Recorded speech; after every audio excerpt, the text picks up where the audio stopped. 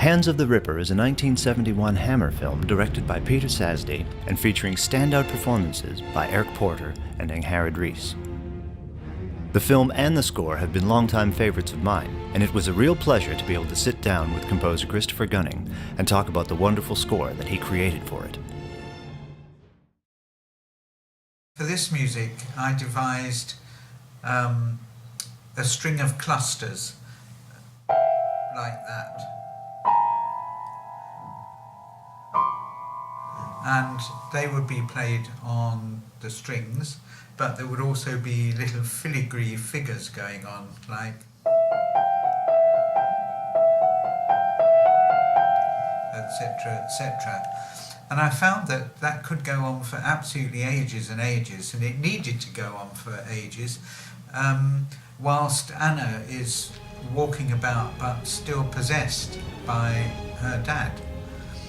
And then these filigree figures would open up and become, really quite melodramatic and be played on French horns. I seem to remember, incidentally, in the orchestra we had certainly strings, and we also had, I think it was 6 French horns and percussion, a harp, a piano, but that was all. We had no heavy brass and no other woodwind at all. So anyway, this combination of instruments allowed me to become quite loud and dramatic when she commits a murder, which she does several times in the duration of the film.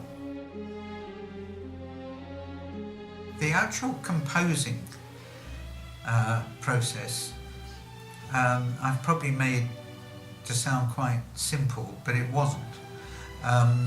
One of the difficulties I had actually was with Philip Martell, because I had to send the scores to him to be approved, and lo and behold, he didn't approve them. And that happened with 3 or 4 sections right at the beginning. And, it wasn't nice for me to be presented with the task of recomposing them, reworking them, and so on. But Philip was concerned that the music I was writing was simply too intellectual, too complicated. So I had to simplify things. Well, that was, in a funny sort of way, that was quite helpful, because I was now getting desperately short of time. And so the simpler the better, from the point of view of just getting the job done. And as a composer, I'm afraid one has to think like that sometimes. I remember the recording sessions, which were at the old CTS in Bayswater. I remember them being actually rather enjoyable. The director liked everything, and that's always a relief. And the producer, who was Aida Young, she liked it all. And Phil Martell conducted okay.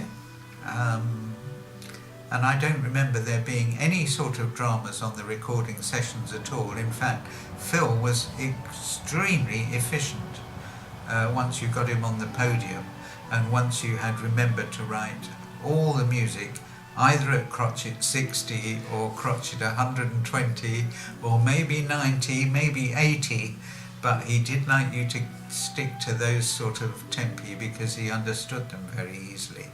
And he knew, and I knew too, that was, to stick to those was a way of getting a lot of music done in next to no time.